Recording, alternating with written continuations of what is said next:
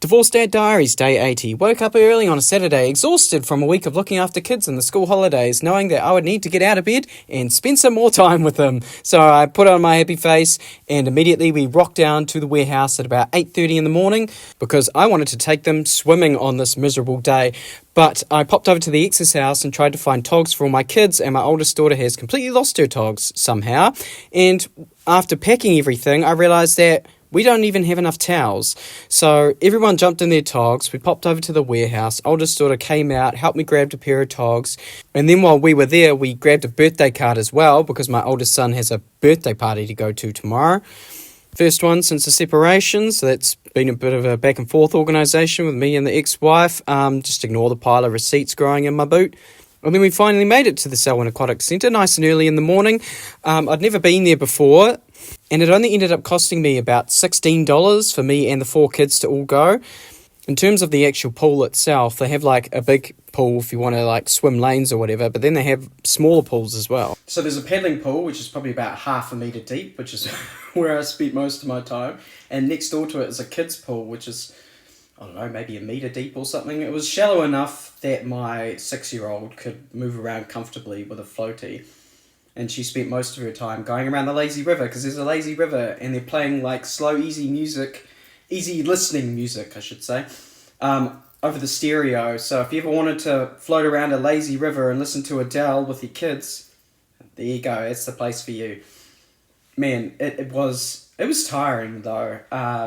My oldest kids were fine, 9 and 10. They just hung around the shallow pools area, but having to be within arm's reach of my 4-year-old at all times while trying to keep an eye on my 6-year-old, and they're both trying to go different directions. That was my first time doing that by myself, and yeah, by the end of it, I was just tired. I did have fun though, and I'm glad that they had fun too. I realised immediately after filming this that I had food stuck in my teeth, but you couldn't see it anyway. After going to the pool, I realised I still had my morning coffee, which is probably why I was so tired, so popped over to the usual, and then it was over to Bookarama in the local Wollaston school, where I picked up a few bits and pieces, like a $1 DVD for City of God, which I've been wanting to watch, a crime novel, never read a crime novel before, figured I'd give that a go, and then a book each for the kids, like a little one for the 4-year-old, Kitten Club for my 9-year-old, a dinosaur book for my 6-year-old, and then for my oldest child, I got Attack of the Giant Robot Zombie Mermaid, which has words and not just pictures. And from there, it was a quick trip over to the local New World, because we needed to pick up some essential supplies for movie night tonight. And by the time we got home, it was already lunchtime, so I put on a nice nutritional lunch for them. Following that, it was a pretty lazy afternoon. I played some Uno with the kids, as well as some Exploding Kittens, and played a bit of Xbox. And then tonight, we're going to have movie night.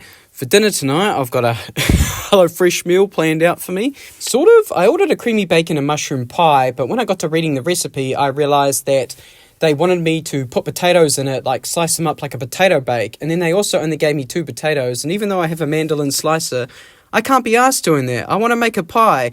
So I grabbed some pork mince out of the freezer. So it's like, kind of like the song.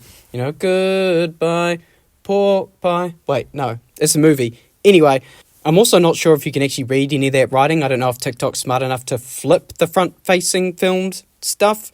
Regardless, they didn't give me an onion, which is essential to go with bacon and mushrooms, so I grabbed one out of the pantry and just gave it a quick rough chop.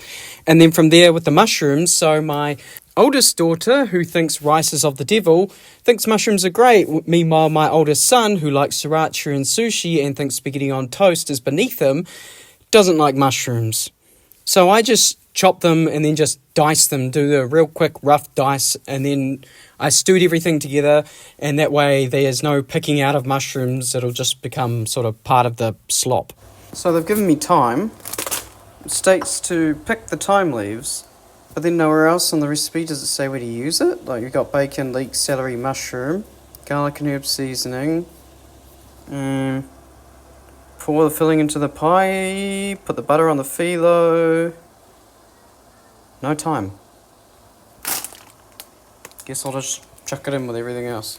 Which is exactly what I did, and once I got it to the boil, I added a little bit more liquid than the recipe required, because then I put the lid on and just slow cooked it for 90 minutes so that everything would come together in one textureless feast for the children.